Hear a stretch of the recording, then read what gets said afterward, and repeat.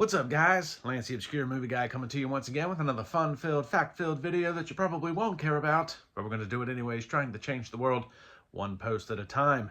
Today's video is done in partnership with Indie Horror Junkie, so be sure to go to indiehorrorjunkie.com to check out all of their offerings. Issue number 17 of Indie Horror Junkie magazine is still available. $15 for a printable copy, have it shipped straight to your door, or $5 for a downloadable PDF. You can also check out the Indie Horror Junkie podcast every Wednesday night at 8 o'clock. New stories to tell, new guests, new movies to go over, and the following day on Thursdays, the audio is available to download as a podcast, audio only, Spotify, iTunes, wherever you guys download your podcasts from. There's also the Indie Horror Junkie Film Festival, which will be showcasing horror films at MegaCon in Orlando, March of 2026. So if you have a horror feature film or a horror short that you would like to see if it can get shown at the film festival, go to filmfreeway.com, look up the film festival, or you can email them at indiehorrorjunkie@gmail.com. There is also the Scaricon Film Festival presented by Indie Horror Junkie, September 5th through 7th in Syracuse, New York of this year. So if you have a horror feature film or horror short that you want to have shown at that film festival, again, filmfreeway.com to look it up, or email them at indiehorrorjunkie.com. Tickets are still available for Scaricon, so be sure to go get your tickets. Check out this guest list, and there's more guests on the way. They just announced a couple other ones that haven't been posted yet that I'm not allowed to say anything about, but go follow Scaricon on Facebook for all the news and updates, and get your tickets for Syracuse, New York, 5th through the 7th, Scaricon. It's going to be a blast. Now let's dive into today's video, a sequel that has been 40 years in the making. Today we're talking about Mutilator 2. 2 days of R&R at the beach.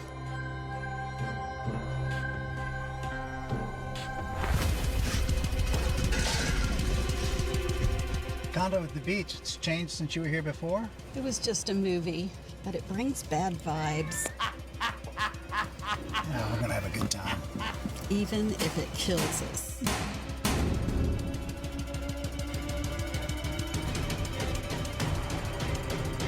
Are you the killer from the last movie they made? Begin. We are fortunate to be attending by special invitation only the Rap Party / Horror Fest, our favorite slasher, The Mutilator. There appears to have been a murder. I need to talk to your people, one-on-one. Am I the suspect? Everybody's a suspect. That guy talk to you yet? The cop? Cover for me, please. Just keep my name on it. Come on. We want to have a private party. Yeah. Come with us. Who's there? Oh, Ed, just in time for the big finish.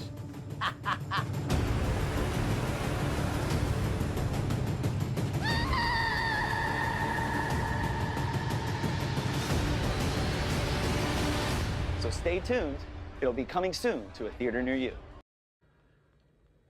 So in order to understand Mutilator 2, you need to understand a little bit about The Mutilator, which came out in 1984. The Mutilator was originally titled Fall Break, and it was panned by critics for its clunky storyline, bad dialogue, and just cheesy plot. Basically what you have is a group of high schoolers that on their fall break go to an island property where they are then subsequently killed one by one of the other students' fathers. But what The Mutilator lacked in story and dialogue and context, it more than made up for with its killings. It got this kind of cult classic status because of the graphic violence of the movie. Originally, the MPAA gave the movie an X rating because of the violence.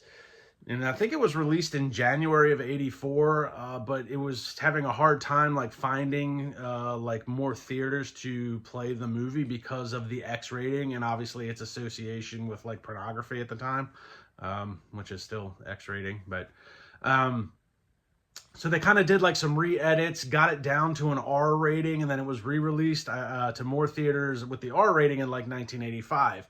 So it gained this cult status and this lore because of the X rating and the graphic nature of the killings and the special effects. So what it lacked in all the story and context and stuff like that, it more than made up for with the killings, the violence, the blood, the gore, and all that other fun stuff. And it, like I said, it gains this cult status that kind of catapulted it into, you know, a little bit above and beyond your typical 80s slasher film.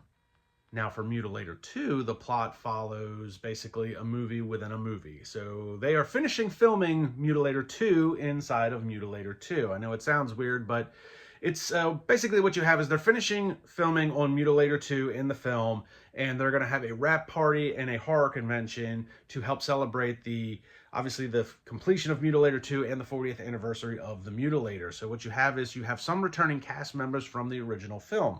You have Ruth Martinez and you have Bill Hitchcock portraying themselves, who were actors that were in the original film. You also have Terry Kaiser. Terry Kaiser plays Jack Cadam. Now, Jack Cadam was an original actor from the Mutilator, but unfortunately he passed away some time ago.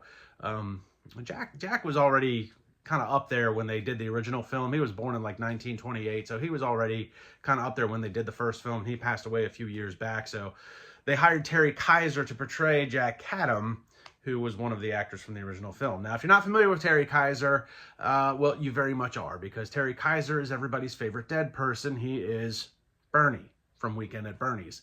So pretty cool that they got Terry Kaiser to come in and be in this film. And like I said, you have Ruth Martinez and Bill Hitchcock returning as themselves. So you have some original cast members mixed in with some of the new cast members. Now from there, you basically have the plot of there is a killing on the movie set the day before they finish filming Mutilator 2. The director, John, who is portrayed by Mark Francis, always good to see him in something, gets killed on set. And nobody's around to see it happen. So there's a little bit of mystery, like who did it, or was it an accident? Did he fall? What's going on? The police are called in to try and do an investigation, where they subsequently are held off from doing that investigation because Julian, who is John's brother, played by Dan Grogan, great guy. Julian basically really wants to get this film done because it is the last shot that they need to do just to finish the film. And he convinces the police officer that instead of interviewing my cast members individually, so none of them, you know, have the opportunity to find out what's going on before you get to do your investigation, why don't you come to the wrap party and then you can interview everybody there. Detective Columbo, nonetheless. So kind of a play on names right there. Obviously, everybody's familiar with Columbo. So Detective Columbo agrees to this, is insane as it sounds, because no police investigation would go for that. But Julian's able to convince him otherwise. So, and from there, you get more killings and more mishaps throughout the course of the film. So we're going to dive into a lot of that in just a moment, but let's go down some of this cast, this new cast mixed with some of the old cast. So we talked about some of the old cast members. Like I said, we had Mark Francis as John, always good to see him in something. Dan Grogan as Julian, really good. And then you got my buddy, Carl J. Grasso as the producer, Henry, who is just... Carl did a great job. Henry is just an over-the-top caricature of a modern-day producer. He's kind of a sleazeball. You know, he doesn't want to waste his money. He's kind of a, you know, womanizer. So, and it's this is very much a horror comedy, and part of that comedy is very much Carl playing Henry as well. So he did a really good job. I really liked his character. A couple other cast members to touch on is Cody Renee Cameron. She's been on a lot of independent horror stuff, pretty extensive IMDb. You also have Lauren Champagne, Champagne. If I'm saying it wrong, I'm sorry. We talk on Facebook. You know, she was Marilyn. She had a brief role in this movie as Marilyn, and then I recently just saw her in The Barn 2, Barn Part 2. And then you also have a cameo from the Buddy Cooper, who is the executive producer and one of the original directors and writers from The Mutilator. So good to see Buddy, you know, did the first one. He's back for the second one. Buddy's getting up there in age, though, so I hope he doesn't wait 40 more years to try and do a third one, because I would like to see this franchise continue. So, but everybody did a great job as far as the acting goes. I loved a lot of the characters. Like I said, it's a horror comedy, and a lot of that comedy comes through the character interactions and the camaraderie that they have together. But this movie does have some downfalls. So much like the first one, this one has a lot of issues with the story itself. As you get through that first killing and kind of start heading into the second act of the film doesn't really seem to know what it wants to be. And what I mean by that is, like, you have this killing on set, and from there, you know, you kind of don't know if it's a whodunit, if it was an accident. You know, it kind of alludes to the fact that there's somebody that caused this murder to happen, and then other killings start happening. And this is where the movie gets a little weird, because plot-wise, like I said, the movie doesn't really know what it wants to be. It kind of alludes to the fact of a whodunit, like you're not supposed to know who is going around killing all these people, but they also make it kind of obvious at the same time. Like, they don't hide it very well. So, like, are you supposed to be in on it and the characters aren't, or are you supposed to be not in on it like the characters are? So it's a weird paradox. You know, and it didn't, you know, and again, some of the subplot there, you have Detective Columbo, who's trying to figure out, you know, who did it. You know, and there's a couple of scenes where, like, he's, like, kind of putting pieces to the puzzle together, but again, you know, it almost kind of, like, wants to be like a murder mystery, but they don't hone in on that enough for it to be a murder mystery. And then there's also some, you know,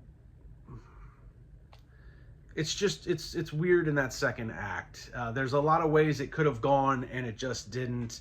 And it's just off. That whole second act is just off. And it kind of just, the killings are amazing, which we're going to dive into. But as far as the story goes, it left a lot to be desired as to what exactly was going on, in the sense of, are we, as the viewer, like, am I supposed to know what's going on, or am I not supposed to know what's going on? There's also some pretty goofy setups as far as the killings go, which isn't necessarily a bad thing, but the negative aspect of that, if you want to try and correlate it with the story, you're going to have these extravagant kills, and at the same time, you're going to be like, where in the hell does the guy have the time to set all these things up and still be at the party and still be in the hotel room? And, you know, where did he find the time? He's like 3 places at once type thing. Like, how did he make that happen? Which was, I mean, it's a little weird, but the kills themselves kind of make up for that, and that's okay. I'm okay with that. So where the movie lacks in its story context, its plot, and all the essential plot holes that go along with that, it more than makes up for with the actual killings themselves.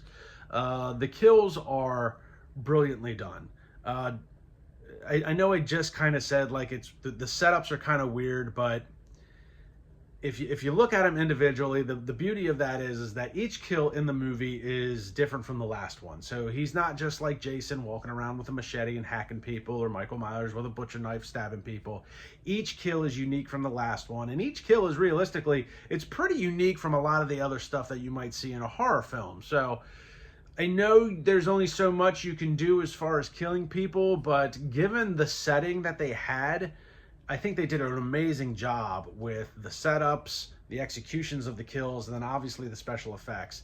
The special effects were done by Joe Castro, which you've probably, if you follow me, which you should, you've heard me talk about Joe Castro in a couple of other movies as well. He recently got a Lifetime Achievement Award from Indie Horror Junkie at MegaCon in February, and his special effects are spot on. Really incredible. Some of it very cringe, like it's gonna make you because some of that stuff is brutal to watch. You know, I'll say one girl gets scraped across some barnacles and gets her skin torn off. You've got one guy that gets caught in a fishing net that's full of fish hooks, and his eyes are just kind of like ripped open. It's intense. There's a couple of scenes that are pretty intense. But like I said, what the story lacks, it more than makes up for with the kills. And there's even a few really, there's a really cool scene in the beginning of the movie where they have some of the original footage from the film showing a kill, and they kind of spliced it into the Mutilator 2 filming that they were doing and how it worked. That was really cool to see them go from the old to the new pretty seamlessly in the execution of a kill. There's also a really good scene with Bill Hitchcock watching Mutilator in his hotel room, and he's watching the scene in the Mutilator in which his character gets killed, and then, not to spoil anything, but he ends up getting killed in the same fashion as his character from the original Mutilator. So that was pretty cool. Now, piggybacking off of that scene with Bill Hitchcock being killed, we do have a bit of a Chekhov's gun, another kind of like a continuity error within the story itself. Now, if you guys have been following me, like I said, which you should, you've probably heard me bring up Chekhov's gun before, which is a reference to Anton Chekhov, who was like an author type guy back in like the 1920s. He wrote like kind of like guidelines of like for playwrights, like if you're going to write a play, here's some of the steps that you should take to do it. And one of those things that's referred to today is Chekhov's gun. That's basically a reference to, if you're going to have a prop and you show it, then that prop should then later be used in the film. And basically what you have is you do get a little bit of a setup with Bill Hitchcock's character is killed, and the camera kind of pans up to like a camera on the wall, you know, like a Ring camera or whatever, that would have seen the killing. And that could have very easily have been used for Detective Columbo to figure out who was doing the killings. And they could have taken a couple of minutes to show that, but they pan up to the camera, like you see it, you're like, oh man, he just got caught doing that thing. And then it's never really referenced through any faction of the movie, like the characters, the police officers. Even if they showed, would have been cool if they would have showed like the actual footage from that camera killing Bill Hitchcock while he's watching his character be killed on the TV. It would have been amazing. Maybe I can be a scene writer, I don't know. But regardless, Chekhov's gun, they showed the camera, but they never referenced it again. And it was pretty obvious that they referenced the camera, and it would have been easy enough to use that camera reference to be like, hey, we got it on camera. We know who's doing this. Let's go get the guy. But unfortunately, they didn't do that, which also leads to the weird ending of this movie. And the pacing, unfortunately. You know, so you're in the second act. There's a lot of things happen, and a lot of people are being killed in some very incredible and unique ways.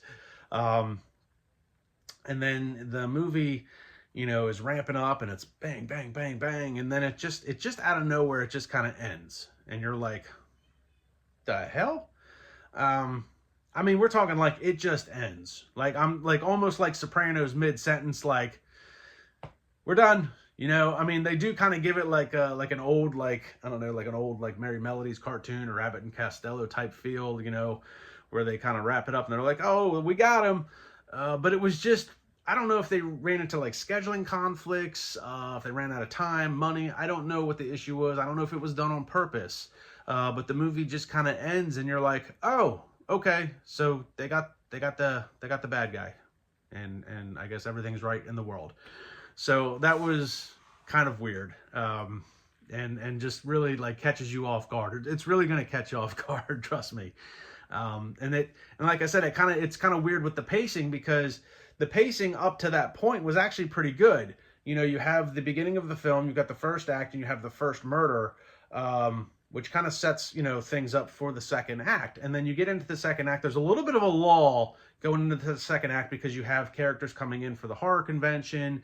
You know, you have the conversation between Julian and Detective Columbo. You know, so there's a little bit of a lull, but it's that lull is essential for the rest of the movie, and I'm not worried about that lull. What my problem is when the pacing starts to pick up with all the killings and everything that's going on, and then you just get this dead stop. You're like, whoa, where the hell did that come from? So it can be a little off-putting, the ending of the movie, unfortunately. But for what it's worth, if you're into horror flicks that are slashers, this is a freaking great movie to watch for that aspect. Like I said, the killings are brutal, they're gory, they're bloody, they're unique. They're not only unique to each other, to each previous one in the film, but they're unique to a lot of the other stuff that you may have seen in other horror films. I think they did a really excellent job with that. I know some of that has to do with some of the special effects, but realistically, you got to have a good setup for those kills as well. So they did a really good job in that department, and I think I kind of like that aspect, because Mutilator 2, it has a very similar feel as to the first one. You know, the first one became a cult classic because of its brutality and the nature of the killings, and yeah, it was panned by critics. And this one's probably going to be the same. People are going to watch it, and if you're not a horror fan, you're not going to enjoy it. Don't even waste your time. If you are a horror fan, especially of slasher flicks, this is a perfect avenue to take. This one will probably get panned by critics for the writing and the storyline, but as a horror enthusiast, I think you're going to enjoy it because of the unique kills, the blood and gore, the setups, and some of the typical horror tropes. And like I said earlier, they also did a really good job with seaming some of the old with the new, not only through the footage, but bringing back some of the original cast members. There's even some Easter eggs throughout the course of the film. There is a reference to Weekend at Bernie's, obviously in honor of Terry Kaiser. There's a little Easter egg if you keep your eyes open. And there's also an Easter egg to reference the original title of The Mutilator 1, Fall Break, when you actually have some of these guys wearing Fall Break t-shirts, you know, in the beginning of the movie. So that kind of stuff's pretty cool. I like how they were able to mix the old with the new pretty seamlessly. The kills are extremely unique and extremely brutal, and I think they did a great job with that. And it is kind of a fun movie. The biggest turnoff is going to be the abrupt ending of the film, but if you can get past that, this is a great film to sit around and watch with your friends, drink some beers, eat some popcorn, and just have a good time chilling and just watching some people get attacked in some really unique and fantastic ways. So it is scheduled to be released through Cardinal XD, hopefully in July. So the time is coming for Mutilator 2. I know they wrapped filming in like 2022, 2023. So it's been sitting on the shelf trying to get some distribution for the last couple of years. I did have an opportunity to meet Buddy Cooper and Carl and Lauren at MegaCon in Orlando. And I do want to give a shout out to Carl and Lauren because they were, they both had a hand in like helping me get a screener to watch this, because even though the movie was playing at the film festival, I was very much working at the film festival. So I didn't really get to see Mutilator 2 in February. So I appreciate them kind of reaching out to, you know, the producers and Buddy Cooper and allowing me to take a watch at this film. I do really hope it does well. I know it had some pretty good response at MegaCon. A lot of people seem to enjoy the uniqueness of the killings. But I know from a critical standpoint, if you take movies too seriously, you're not going to enjoy this one. But be on the lookout for Mutilator 2. Like, subscribe, and comment to my YouTube channel. Go check out Mutilator 2 when it comes out. And I'll see everybody in the next video.